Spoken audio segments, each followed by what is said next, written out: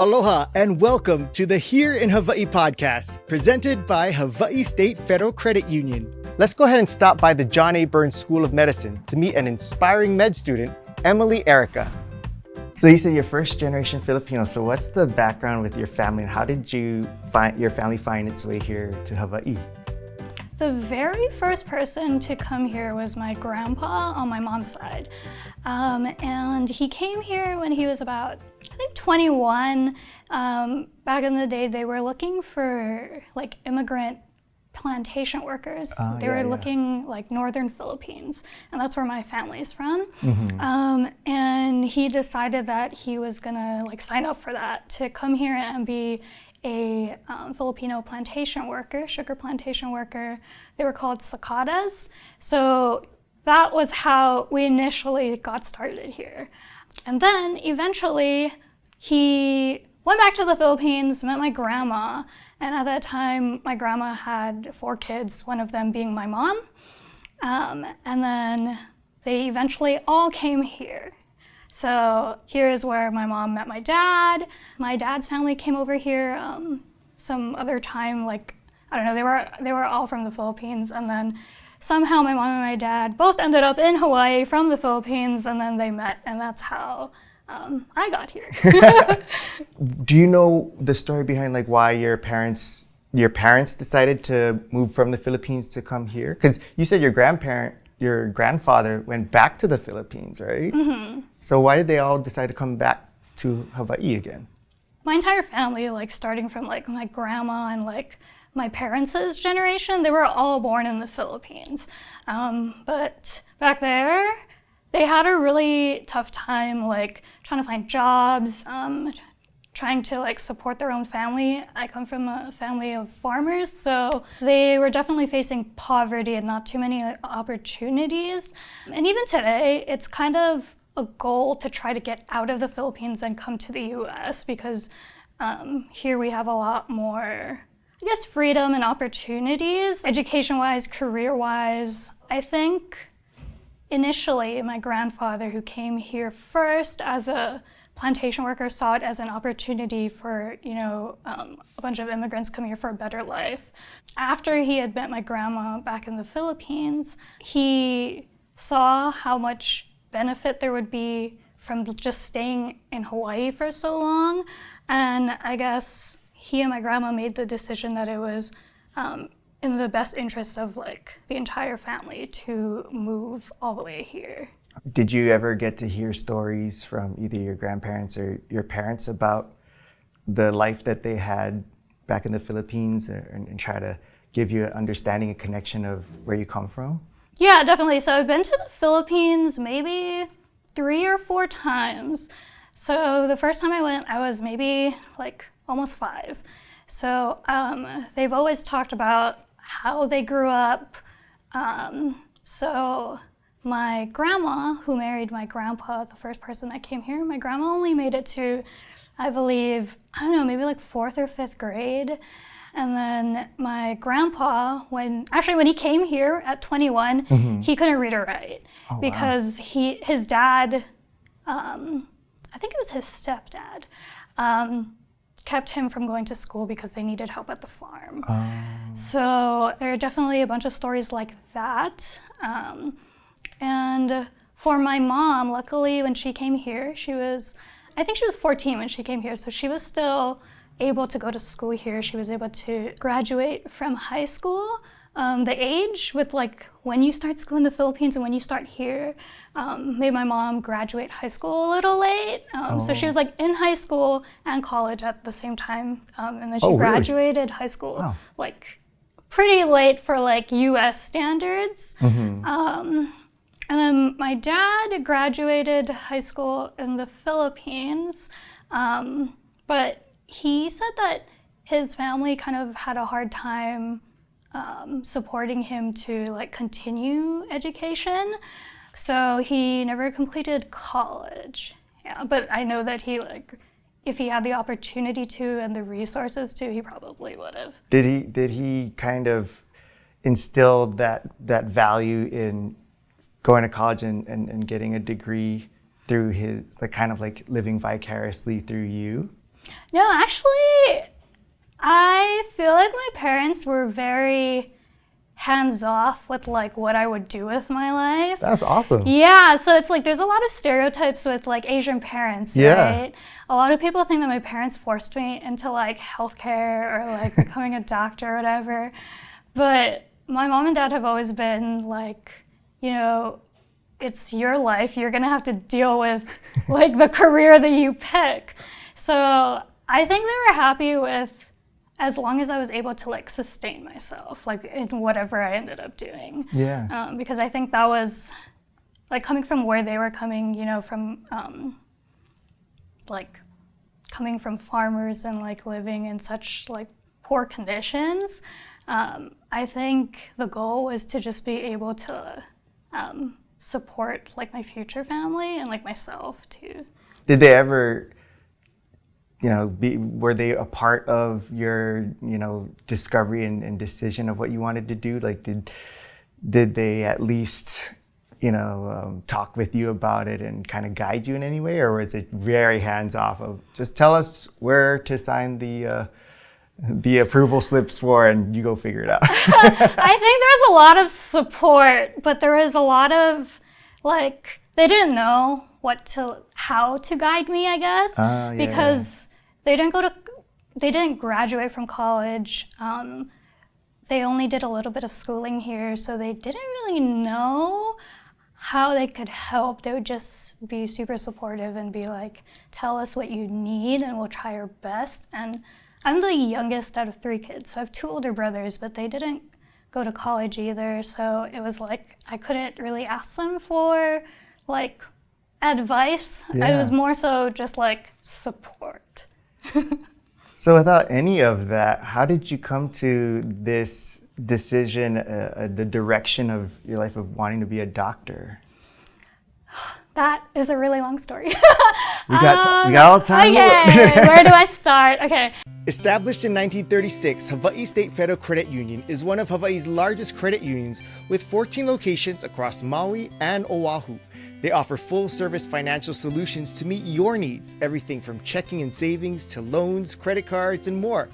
And as a not-for-profit, Hawaii State Federal Credit Union is able to give back to their members in the form of better rates, lower fees, and innovative services.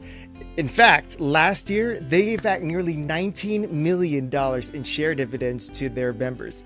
And they also are strong believers in the power of building relationships and enriching lives, especially by giving back to the community. So whether it's through donation drives or by employees giving their time, the team at Hawaii State Federal Credit Union understands that small actions can have a big impact in the lives of others. So if you're looking for a place to bank that's always right by you, then you gotta look no further than Hawaii State Federal Credit Union. You can visit www.hawaiistatefcu.com or stop by any branch to join the HSFCU family today. Federally insured by NCUA.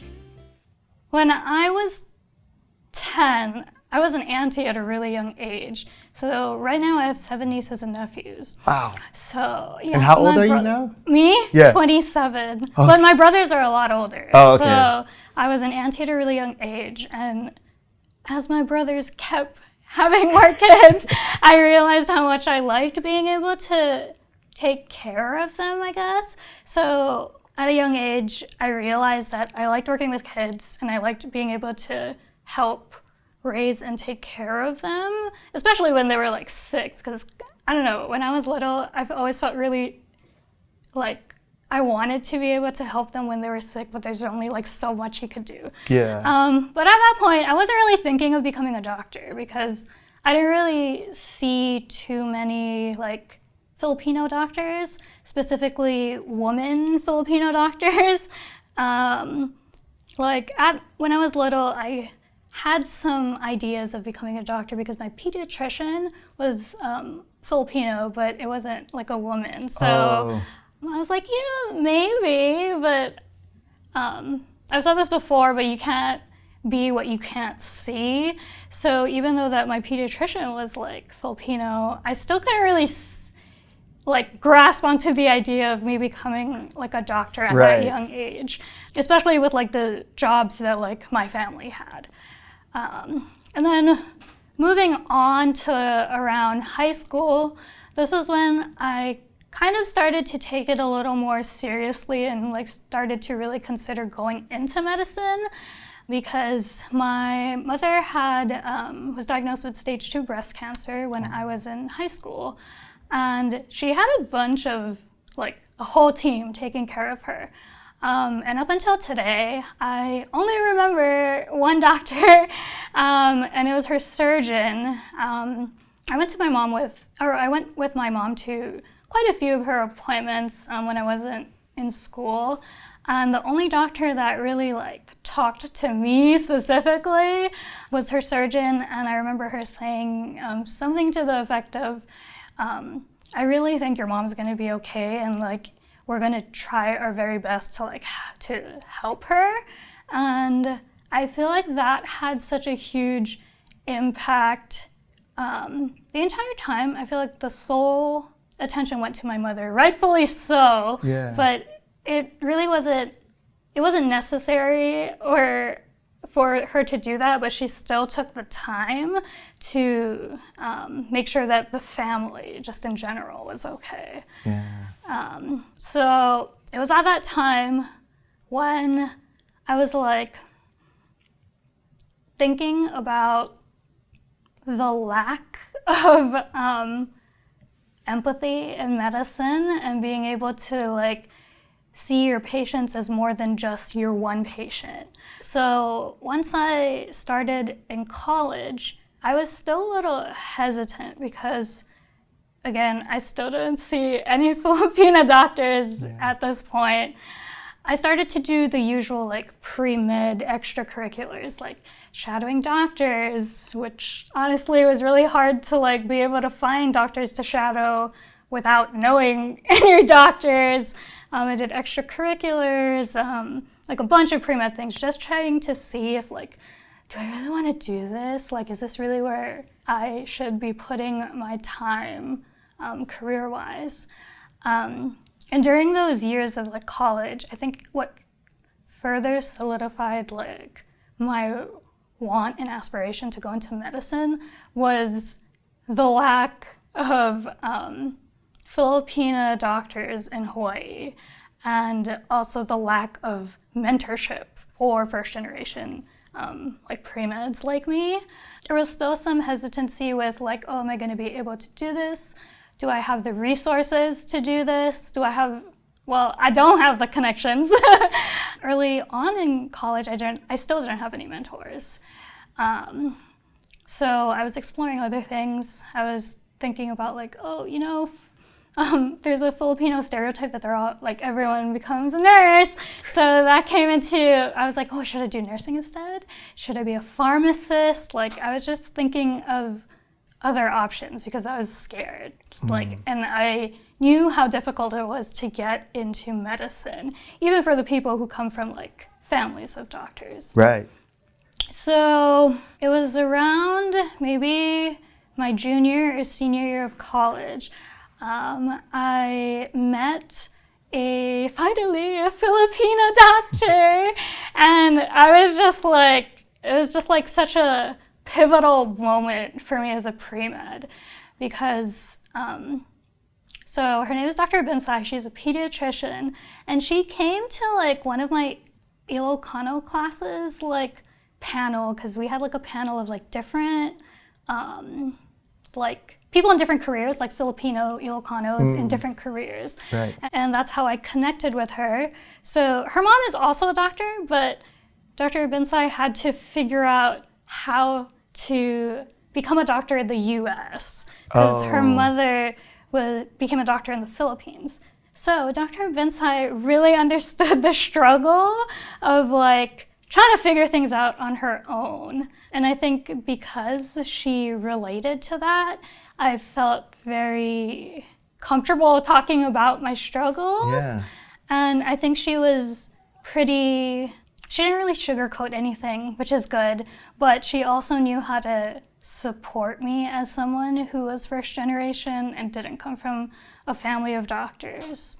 And I think that was what kept me going, because I saw like someone who came from such a similar background be able to do it, and just having like even just that one person made it seem more doable.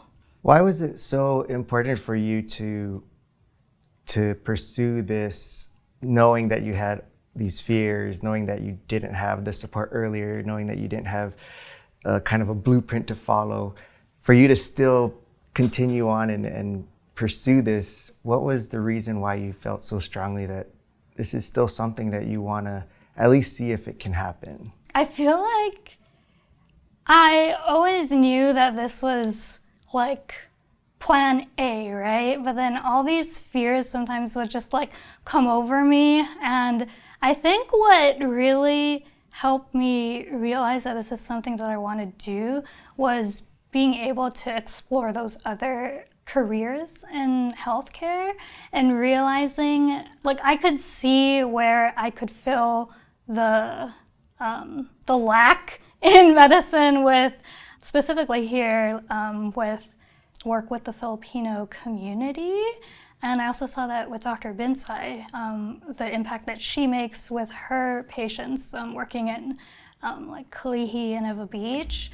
So I think her support, on top of some other mentors that I've made along the way, they've always reminded me, like, what is your reasoning behind even starting this entire journey? And I think mentors who keep me grounded and remind me what the ultimate purpose is keeps me going. And for you, what is your purpose? I think just generally being able to show people, I think my journey is a testament to the resilience within my family and the capability of not just me, but people who come from less privilege, not letting other people's boundaries stop what we think we're able to do. I feel like sometimes it was other people's perceptions of me and my capabilities that would get into my head, and sometimes I would it would change my own thoughts, like, oh my God, maybe I can't do this. And I've learned that a lot of people feel the same way, whether or not they go into medicine. So I think being able to show other people that it's fine, and you can be the first person to do the wildest thing in your family, even if it seems super unattainable, if you have the right intentions for it and the right people surrounding you. That's pretty amazing that, a lot of your motivation is to show others and be a light for others and be an example. Where does that desire come from? Because it wouldn't be a problem. I wouldn't hold it against you if you're like, no, I just want to be successful and do things for myself. But to hear you put so much emphasis on what it could mean for others and what your story could mean for others, why is that something that is such a priority for you? I think first I thought of it more so for my family, because when I was growing up, like I said earlier, I would have never thought of oh yeah, I want to be a doctor. I would never say that out in front of people, And I think it comes from a lot of self-consciousness with the lack of resources growing up. I feel like I see even now, me being in medical school and my family and my nieces and nephews knowing that I'm going for this wild dream that I literally thought was people like me don't turn into doctors, right? And I think just showing that I try super hard and don't let obstacles get in my way. My niece has already started, one of my nieces has already started inquiring about what does it take to become a doctor, or because I want to be a doctor like you. And it's even if she doesn't do it, it's just the idea that young girls have the inspiration to be able to dream of like big things. Because I think even when I was little, I was like scared to like say like stuff like that. Like, because how am I supposed to say that I want to be a doctor when like my entire family like doesn't do anything clinical? Yeah, and you haven't really even seen other people in your community like that too, right? Yeah. Hey, I want to tell you guys about one of the best companies to work for here in Hawaii. And I'm not just saying that. I literally had one of my good friends go down there and apply for a job. She got hired and she is just loving it over there. I'm talking about Elite Parking. I've gotten to know the owners and the management team, and they have one of the best work environments I've ever seen because they're good people down there. And they follow this philosophy of one team making a difference. And so they really take care of each other because they understand the value of everybody working together and being happy. I mean, it's the hospitality industry that they're in. And of course, they want to make sure that first and last impressions are always great. And so they really want to take care of their employees so that the employees can take care of their customers. So they do all kinds of things as it pertains to parking, like valet parking, private events, hospitals. They run the parking for commercial properties and hotels. So lots of opportunities, and they have other positions within the company as well. And so if you're looking for a place to check out for work, they're always looking for really good candidates. So I suggest that you go and check them out. Go to eliteparking.net/careers and see what they got. Maybe it might be a good fit. Here in Hawaii is grateful to be sponsored by UHA Health Insurance. For over 27 years, they've been committed to personalized service, working to provide Hawaii businesses with health plans that help support their employees' health and well-being while building connections through a caring heart. Now, they aren't the biggest health insurer or the oldest, but they're homegrown, they're founded by physicians, and driven by a profound kuleana and privileged duty to care for Hawaii's people. We hope that you enjoy connecting the dots to your why, featuring leaders inspired to malama or care deeply for our community while fulfilling their calling. UHA Health Insurance, your local insurer offering quality medical, drug, and vision plans to Hawaii employers. Join them at uhahealth.com/HIH. You said you initially wanted to be a doctor because when you're younger, you liked taking care of people. Has that changed at all, or what's the reason why you still are so, I guess, in love with the idea of becoming a doctor? I think the deeper that I go into working with the community here, there are like small like experiences that I like really hold on to, where I use that for motivation when I'm like having like a stressful time, when I just have to like study the books and it's not like that stimulating. So it's like I think about those people and I think about what I can bring to the community that other people may not be able to because of that lack of Filipino representation. And also, a lot of doctors come from generations of doctors, and sometimes they can't relate to more disadvantaged groups. So I really think that having someone who comes from that kind of background can make a huge difference in like a patient's trust with not just the doctor, but like the entire healthcare, and like that can affect their entire like health, their entire care, and like their family's care too. So I think keeping the overall purpose and seeing where I want to end up and where I want to work is what keeps it going for me. And I feel like you're already starting to do that as far as being that conduit and connector for people to this idea that you want to instill in them through what you're doing with your social media, right? Mm-hmm. So what are you doing and how did you come up with this idea? So when I started college, right, I didn't have any mentors really, and I didn't know where to go.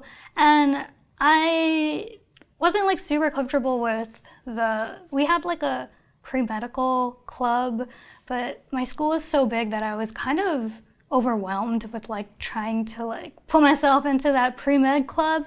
So then I went to social media and I tried to find like either medical students or doctors, and I distinctly remember it was so hard to find like a Filipino med student, a Filipino doctor. Like there was probably like one or two.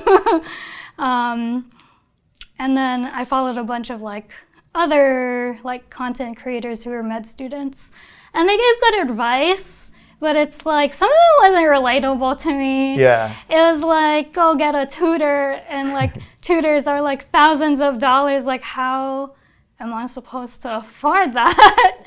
So I felt like there wasn't great representation socioeconomically, and also like Filipino-wise. Like I didn't really see any Ilocanos, first of all. The Filipino influencers that I saw who were like med students and doctors, they were like Tagalog, so it's like, yeah, I relate to them being Filipino, but I didn't really see myself fully in them because there aren't that many Ilocanos, I feel like. There's a lot of like Ilocano people here in Hawaii, and I don't think that the physician reflects that patient population. Yeah, that makes sense. So what did you start doing with your social media? I had like, when I first started looking for like people on social media to follow to get advice, I remember like ranting to like my husband where I was like, dude, none of these people look like me, or like none of these people like get where I'm coming from. Like this advice doesn't really relate to me. And I was like, you know what? I'm gonna make my own social media. And this is me as a pre-med, so I was pretty like, I didn't feel qualified to give advice. So it's kind of like a joke, but like I was kind of serious like internally, but I was too like scared to really say I wanted to do it. But once I was able to get into medical school, and I did a little more, soul searching as a pre-med to solidify my want to become a doctor. I think it was after my first year of med school, I don't know, somehow had the courage to like start a social media where I focused on being first generation, a woman in medicine, and then a Filipina in medicine, as well as being a first generation college grad, because I felt like you don't really see too many of them on social media, and I felt like that's what I was looking for back when I was a pre-med. So what kind of content did you create as that? At first, it started off as mainly just pre-med things, like advice on like how to study for the MCAT. So you have to take this really long, horrible exam just to get in. So a lot of minority students specifically have a hard time getting over that because the exam itself is expensive, but the resources are more expensive. So I tried to target my advice to people like me. So I would talk about like where they could go for fee assistance, help you pay for your MCAT, get discounts on like resources, stuff like that. And then I would kind of time my content with where pre-meds would be in the application process. So some people like to study for the MCAT in the summer. So in the summer, I'd start talking about MCAT stuff. And then they would start applying. So then I would start talking about tips on what you should do for like your primary application, and then interviews, because it kind of goes in that order. So that's kind of how I structured it. And then I started getting a little more comfortable, and then I started talking more about my like Filipino Ilocano background, and as well as my challenges as a first-gen college grad. And then most recently, I started talking more about mental health, as well as I was recently diagnosed with ADHD, so that's something that I'm starting to like branch out more into. That takes a lot of vulnerability to put out there and such. What gave you that courage or motivation to say, you know what, I'm gonna go past, kind of my fears about what people think and actually just put out my authentic self like that? I think the fear was always there, like that never went away. Yeah.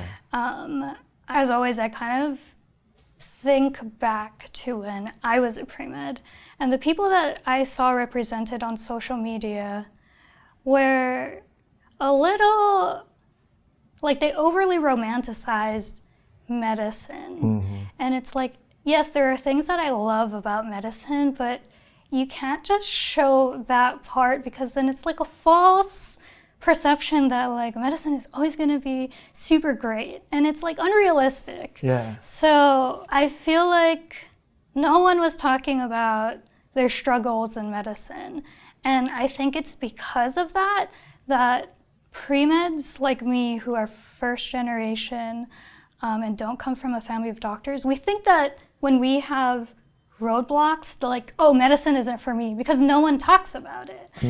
So I think that's why a lot of pre-meds quit early on as soon as they hit their first roadblock, because they see that the people who make it into medicine are having an easy time, like no roadblocks and stuff like that. And that is far from the truth. Like, people are just too scared to like talk about it. And I think it just makes it so much more isolating.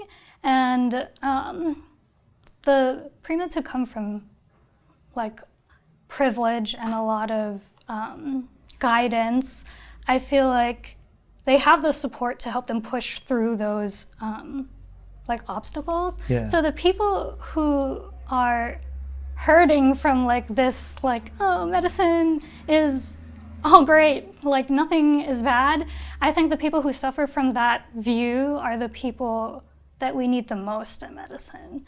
Why is that? I feel like it's so important to just have a diverse population of like doctors. Like at one point it was only like men who could become doctors, right? But it's like our patient population is not all males. So it's like I think being able to have the healthcare team look like the patient population helps with a bunch of the disparities within medicine, as well as being able to like build trust.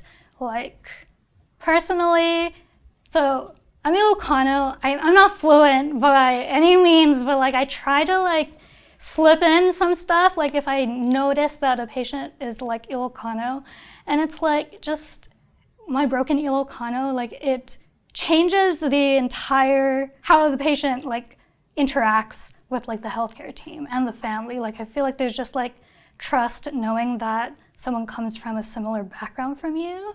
And that's just like in my experience, but I'm sure it's like that for like other cultures and other like populations as well.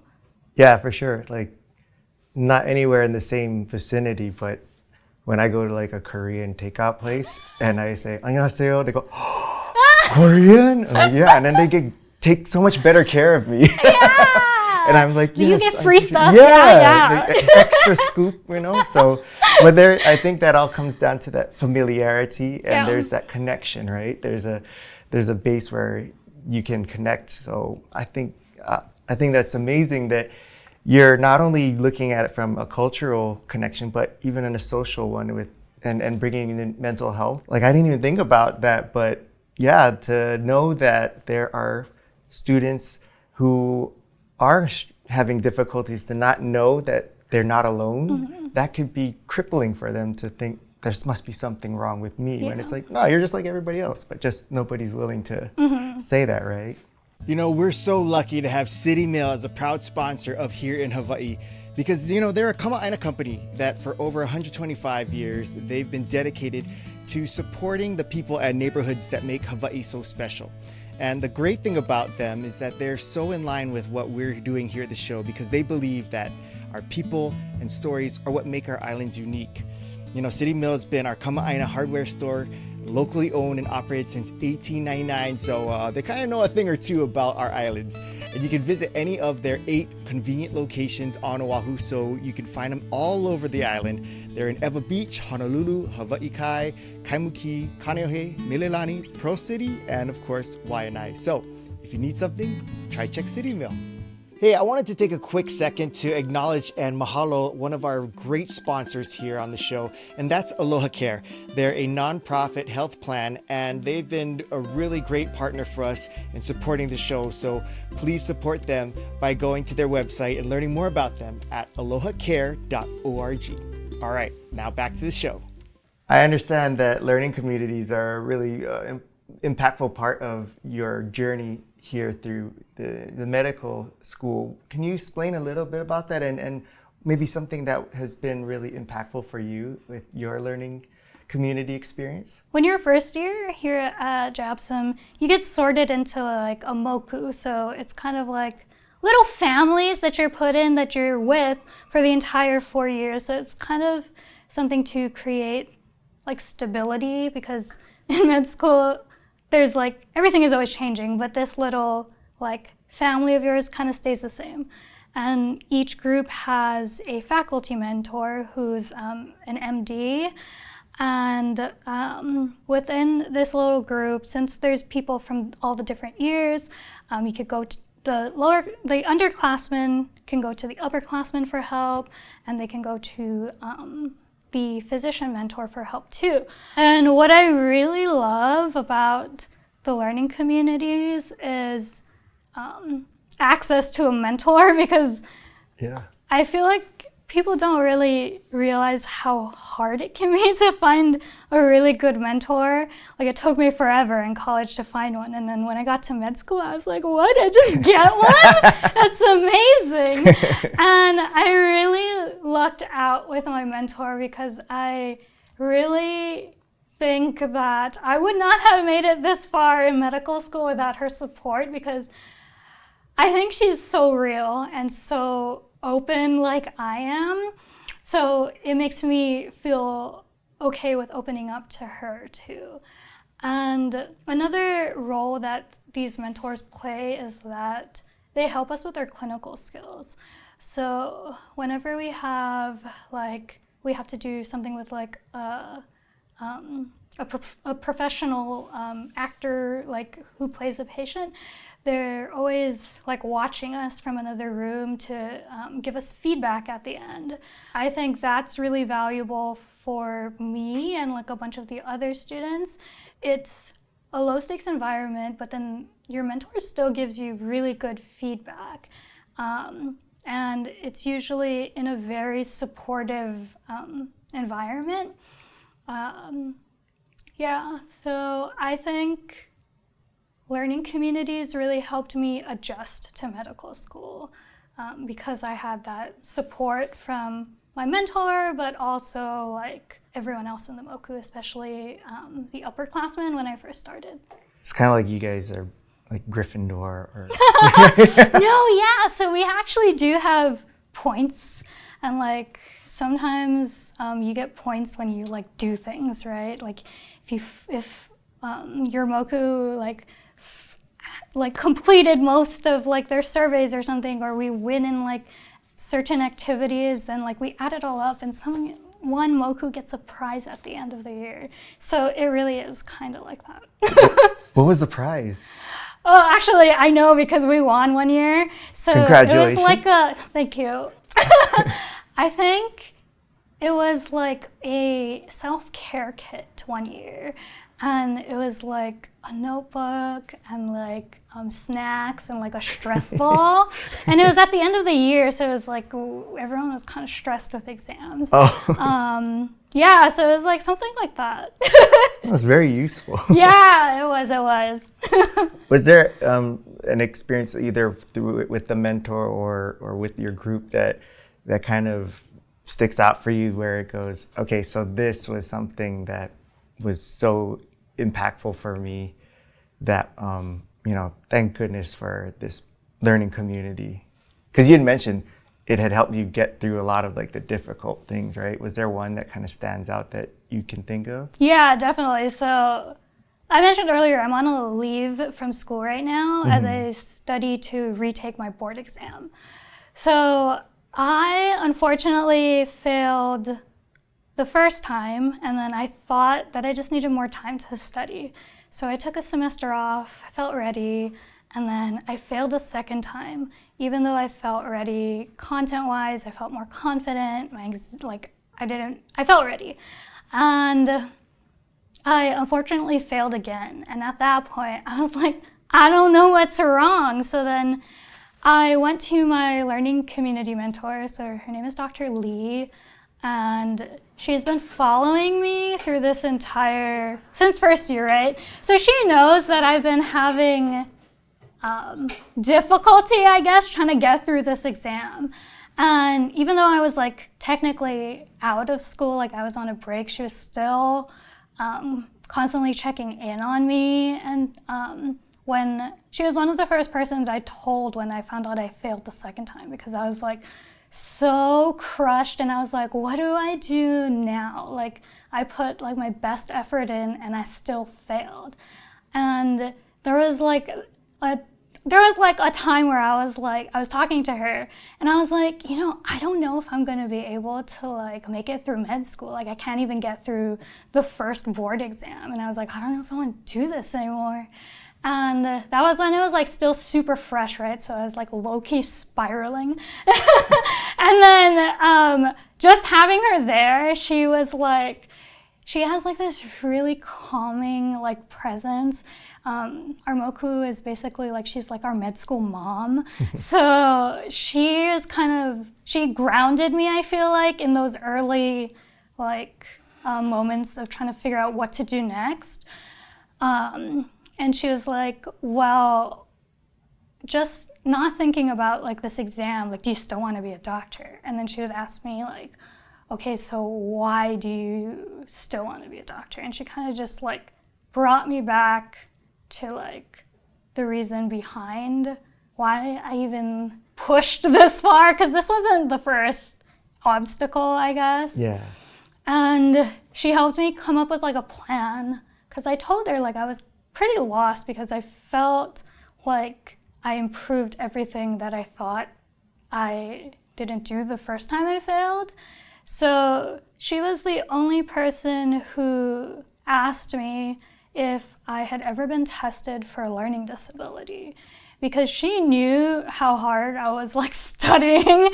Like I was definitely studying and putting in a lot of effort. So it was like, it just didn't make sense. Yeah.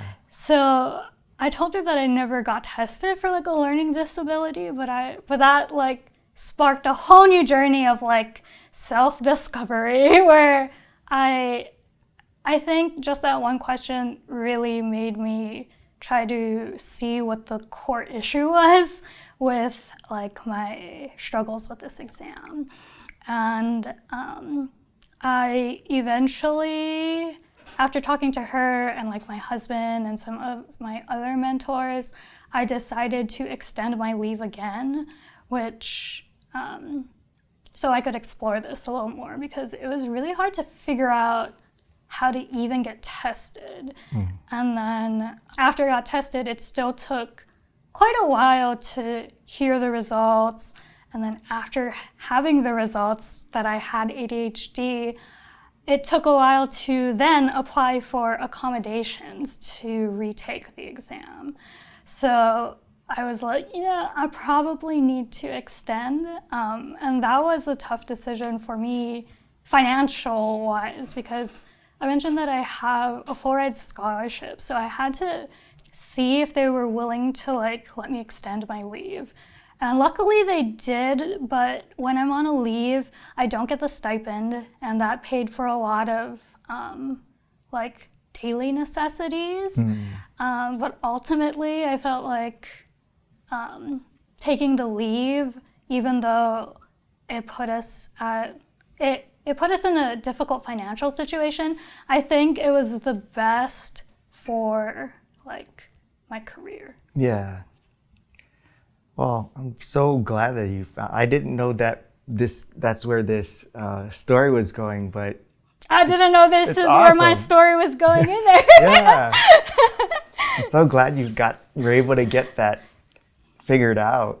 And I think it's because Dr. Lee like asked that really. Yeah. And like I think she believed in my my challenges, because I feel like everyone else was like, yeah, I don't know, you must not be studying, or like, you know, like they're like, I don't know, you need to get a tutor or something. And it was like, it wasn't the studying or the content that was the problem. Yeah. So I think having a mentor who knows how to take a different approach to the problem was definitely what I needed to like help me, like, I mean, I'm still getting through it, but to help me like figure out what to do next.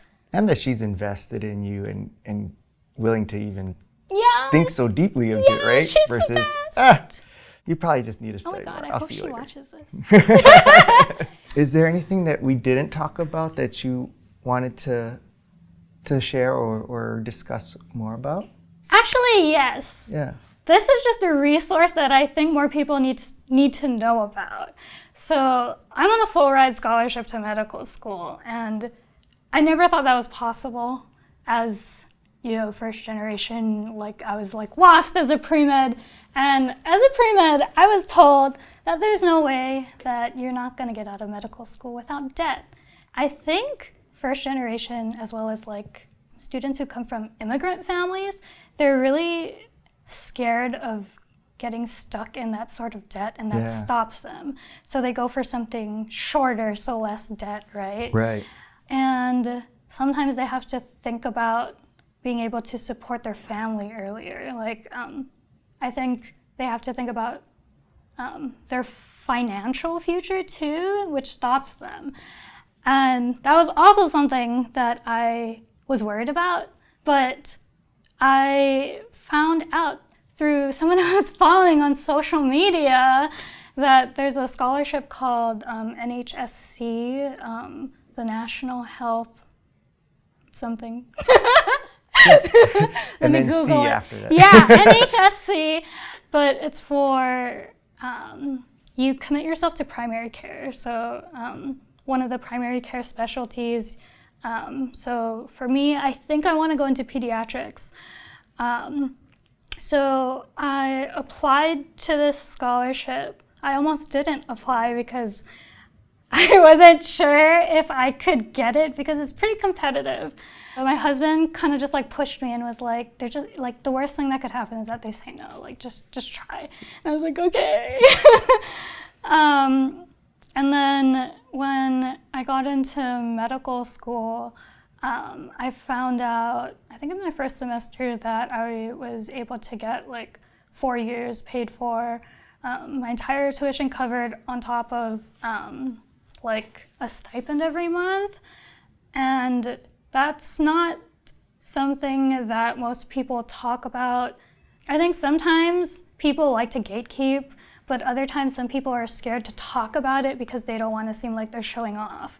So in the past, I've shied away from talking about that, but then again, I feel like not talking about it is hurting the people who need it the most. Yeah. So I think we need to acknowledge that, yes, a lot of people go into debt to become a doctor, but it's definitely not impossible to get some sort of funding that isn't loans. Yeah, that's super important I've never even thought of, you know, medical students having any kind of assistance. I just thought, well, loans, we'll never see you, you know, hanging out with us for like 10 years. Yeah, that's what I thought too. I was like, oh, the only way that you don't get into debt is if your parents can pay for it. Right. Because there are people whose parents just pay for their entire 4 years. Yeah, and nothing wrong with that. Yeah, but I was like, I could never do that. You know what I mean? Right. So that was something that I had to like think about. Like, how am I going to pay for it? And am I willing to go into like hundreds of thousands like worth of debt? Yeah, sometimes it's like a lifelong debt, yeah, right? So it's a big decision, and I think a lot of pre-meds back out because they don't want to go into debt. But there are options. People just need to talk about them more. Well, thank you for talking about it. You're welcome.